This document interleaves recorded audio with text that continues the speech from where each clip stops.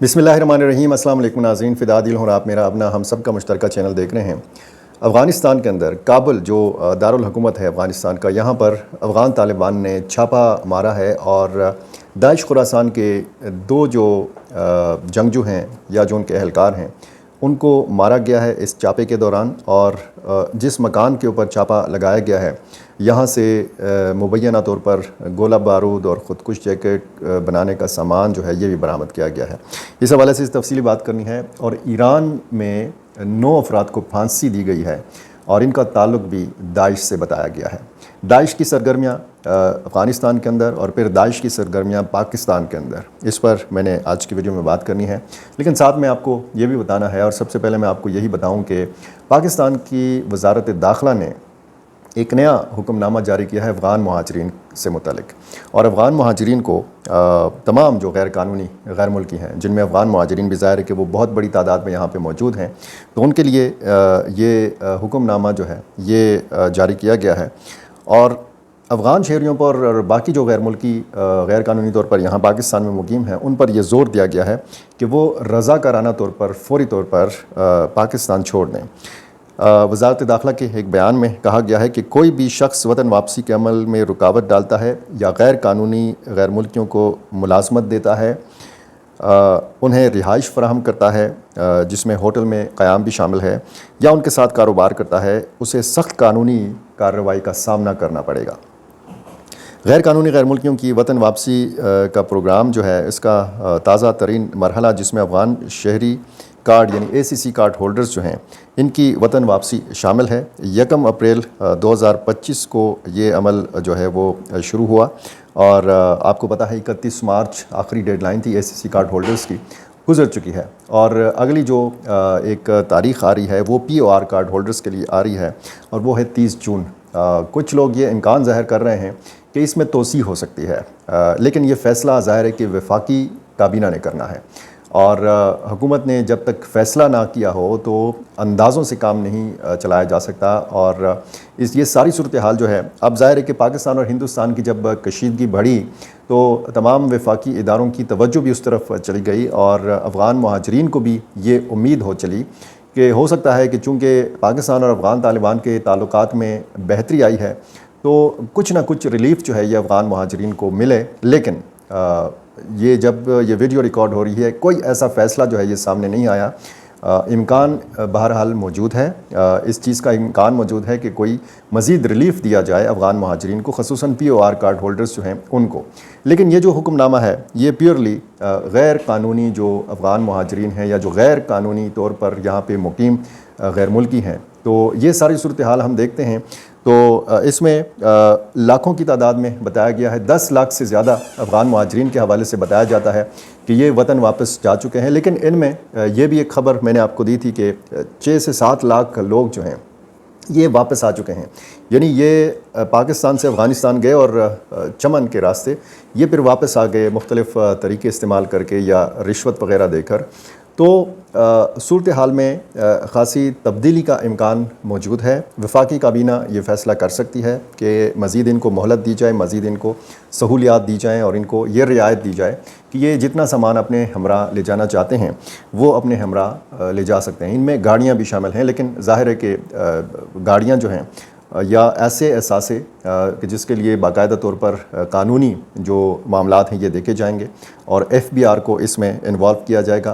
19 अप्रैल को जब गए थे इसहाक डार काबुल के दौरे पर, तो वहाँ पर उन्होंने बहुत ज़्यादा रियायतों का ऐलान किया था। इस वक्त सूरत हाल जो है दाइश के हवाले से मैंने आपको बताना है, ये जो कार्रवाइयाँ हुई हैं ये भी। लेकिन तहसील तख्त नसरत, ये ज़िला करक जो जनूबी ज़िला है खैबर पख्तूनख्वा का, यहाँ पर एक कार्रवाई हुई है। कोह मैदान इलाका है, मकामी अमन कमेटी और मिलिटेंट्स के माबेन झड़प हुई है। और इस झड़प के दौरान 2 जो मिलिटेंट्स हैं उनको ज़िंदा गिरफ़्तार किया गया है, ये ख़बर आई है। और इसके अलावा उनके कब्ज़े से 2 मग़वी भी बाहिफाजत बाजियाब करा लिए गए हैं, ये भी साथ में ये ख़बर भी है। इनको मुख्तलिफ़ वाक़यात में अगवा किया गया था इन 2 अफराद को। इनकी शनाख्त भी बताई गई है। नासिर वल्द ग़ुलाम फ़रीद सकना मियाँ वाली जो कि FC बलोचिस्तान का सिपाही है ये, और किस्मतुल्लाह वल्द रहीमुल्लाह सकना स्पिन ज़ावा ज़िला करक یہ 2 مغوی جو ہیں یہ بھی بازیاب کرا لیے گئے ہیں۔ اب آتے ہیں داعش کے خلاف اس کارروائی کے حوالے سے بات کرتے ہیں جو افغان طالبان نے کی ہے، اور یہ کارروائی کابل ایئرپورٹ کے قریب کی گئی ہے۔ یہ مبینہ مرکز تھا داعش کا، اور اس پر جب چھاپہ لگایا گیا تو خودکش جیکٹ تیار کرنے والا جو سامان ہے، یہ بارودی سرنگیں یہ برآمد کی گئی ہیں۔ یہ افغان طالبان سے وابستہ جو المرصاد میڈیا ہے اس نے یہ خبر جاری کی ہے، اور اس کے مطابق اس آپریشن کے نتیجے میں داعش کے 2 ارکان مارے گئے ہیں، اور ہتھیاروں، بڑی مقدار میں دھماکہ خیز مواد، خودکش jackets, detonators, remote control devices اور بم بنانے کے دیگر آلات کو ضبط کیا گیا ہے۔ یہ بھی بتایا گیا ہے کہ یہ گروہ تقریبی سرگرمیوں میں استعمال کرنے اور منصوبہ بندی کر رہا تھا حملوں کے حوالے سے، اور دیگر مقامات پر یہ دھماکہ خیز مواد جو ہے یہ منتقل کرنا چاہ رہا تھا، اور اس کمپاؤنڈ میں یہ مواد جو ہے یہ تیار کیا جا رہا تھا۔ داعش کی طرف سے اس کارروائی پر کوئی رد عمل ابھی تک سامنے نہیں آیا۔ یہ جو ایران کے حوالے سے بتایا گیا ہے، ایران نے یہ جو داعش کی تحریک ہے، یعنی جو داعش خراسان ہے، اس کے 9 ارکان کو پھانسی پہ چڑھایا ہے۔ باقاعدہ اس حوالے سے مقدمہ ان پہ چلایا گیا، اور یہ بتایا گیا کہ یہ ملک کے اندر دہشت گردی کی کارروائیوں کی منصوبہ بندی میں یہ مصروف تھے یہ لوگ، اور باقاعدہ ان پہ جرم ثابت ہوا، اور جن کی شناخت بھی جو ہے یہ بتائی گئی ہے کہ یہ 9 افراد جو تھے یہ ایران کے مختلف علاقوں سے ان کا تعلق تھا، اور یہ مربوط حملوں کی منصوبہ بندی میں یہ گروپ جو ہے یہ ملوث تھا۔ 2017 سے اس کی گروپ کی سرگرمیوں پہ نظر رکھی جا رہی تھی۔ گراؤنڈ فورسز کے کمانڈر بریگیڈیئر جنرل محمد پاکور کے مطابق ایران 2017 میں سیکیورٹی فورسز نے جو ہے وہ دہشت گرد سیل کو ختم کر دیا تھا ان کا، اور نے کہا کہ اس گروپ نے ملک میں دراندازی اور شہریوں کے خلاف مہلک حملے کرنے کا منصوبہ بنایا تھا، لیکن انٹیلیجنس کارروائیوں کے دوران اسے روک دیا گیا، اور یہ جو 9 افراد ہیں ان کو پھانسی چڑھایا گیا ہے۔ افغان طالبان کی طرف سے ایک بار یہ الزام لگایا گیا تھا کہ داعش خراسان کے جو تربیتی مراکز ہیں یہ خیبر پختونخوا میں اور بلوچستان میں، خصوصاً مستونگ کا غالباً نام بتایا گیا تھا کہ یہاں پہ ان کے تربیتی مراکز ہیں۔ پھر ریسنٹلی میں نے آپ کو ایک ویڈیو میں تفصیل بھی بتائی تھی کہ کیسے داعش خراسان اور BLA بلوچستان لبریشن آرمی کے مابین جو ہے یہ ایک جھڑپ ہوئی تھی، اور اس میں داعش کے لوگوں کو مارا گیا تھا BLA کی طرف سے۔ پھر داعش نے ایک ویڈیو پیغام جاری کیا، پشتو میں تھا وہ، اور اس میں یہ اعلان کیا گیا تھا کہ ہم اس کا بدلہ لیں گے، ہم اس کا انتقام لیں گے اس حملے کا۔ تو اس کا مطلب یہ ہے کہ بلوچستان کے اندر داعش اور BLA جو ہیں یہ اب آمنے سامنے ہیں۔ کوئی اس کے بعد ہم نے چھوٹی یا بڑی کارروائی تو نہیں دیکھی، کوئی اس طرح کی رپورٹ سامنے نہیں آئی کہ جس کے حوالے سے یہ کہا جا سکے کہ وہاں پہ باقاعدہ ان دونوں گروپس کی جو ہے وہ جنگ یا لڑائی کا آغاز ہوا ہے۔ لیکن داعش کی جو سرگرمیاں ہیں وہ افغانستان میں بھی بہت زیادہ ہیں۔ اگر افغان طالبان کے لیے آج بہت بڑا اگر کوئی چیلنج ہے کوئی گروپ تو وہ داعش خراسان ہی ہے۔ داعش خراسان نے بہت خطرناک قسم کے حملے کیے ہیں افغانستان کے اندر، اور ایک بڑا حملہ جو تھا وہ الحاج خلیل الرحمن حقانی کے اوپر تھا، جو سراج الدین حقانی کے چچا تھے، مولوی مولانا جلال الدین حقانی کے وہ بھائی تھے، اور مہاجرین کے وزیر تھے طالبان کابینہ میں، ان کو مارا گیا تھا داعش خراسان کی طرف سے۔ اب داعش خراسان جو ہے یہ ایک خطرہ ہے، نہ صرف یہ کہ یہ افغانستان کے لیے خطرہ ہے بلکہ ایران بھی جو ہے، ایران کی جو انٹیلیجنس ایجنسیز ہیں وہ بھی اس کو خطرہ مانتی ہیں۔ روس میں ایک بڑا حملہ کیا گیا تھا ماسکو میں کانسرٹ ہال کے اوپر، اور پھر اس میں تاجک شہری بھی موجود ہیں جو آس پاس کی وسطی ایشیا کی ریاستیں ہیں، یہاں پر بھی داعش کو ایک بڑے خطرے کے طور پر لیا جاتا ہے۔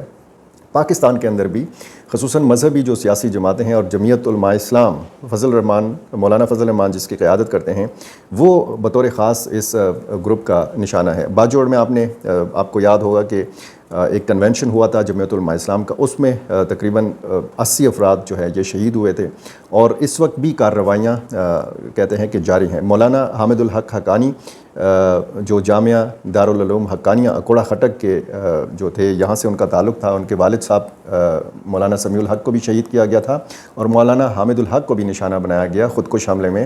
اس کے پیچھے بھی بتایا جاتا ہے کہ جی داعش کا ہاتھ ہے، کیونکہ اس مدرسے کو داعش کی طرف سے دھمکیاں ملی تھیں۔